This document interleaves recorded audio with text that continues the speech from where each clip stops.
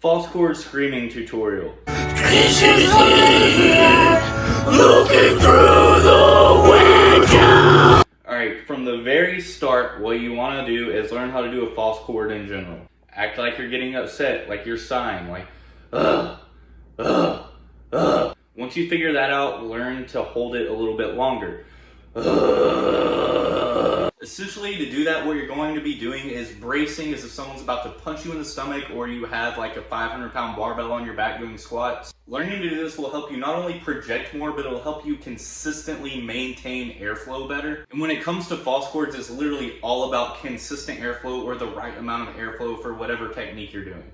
So after you've practiced with that and figured out your bass level mid, it's probably helpful to figure out what vowel sounds make it higher or lower. When you're doing vocals, you don't actually say the word the way it's supposed to. You basically do it without vowels and then add in the correct vowel to make it higher, lower, or a mid. With my vocals, A's are usually mids, O's and U's are lows, and E's and I's are highs. Like, without having to change techniques, it makes it higher, lower, or a mid.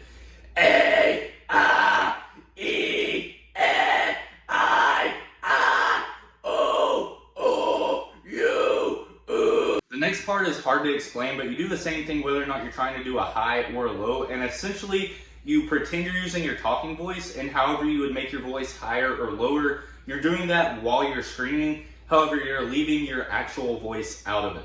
So let's pretend you want to do a low. You would do the exact same stuff if you wanted to start talking in a low voice, but without actually using your voice. And again, going back to the vowels, you'd use the right vowel that makes it lower, so you'll go from and the same if you want to go to a high. And for me personally, when I was learning, putting a consonant before the vowel for the high scream helped me a lot, like yeah. Yeah! And from there, the next thing that we do to mess around with how high or low it gets is mouth shape.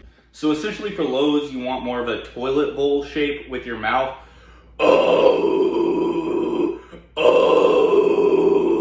And with highs, you want the opposite. You want it to be nice and wide, and you even want to smile a little bit.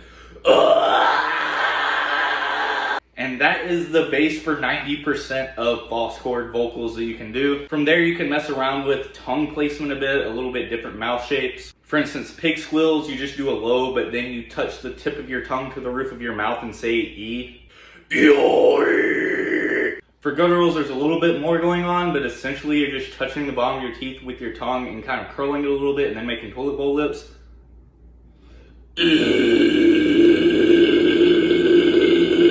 Tonals are also really tongue placement dependent. A lot of people can do them if they do something similar to how I do gutturals. Personally, I have to touch my tongue against the side of my cheek. But again, all of that is 90% the same thing, like the same base, and then it comes down to mouth shape and tongue placement. So basically, too long didn't read is get really good at sighing like you're pissed, and then get good at holding it using your diaphragm, and then just mess around with vowels, then mouth shape, and tongue placement, and you can do pretty much every false chord technique there is.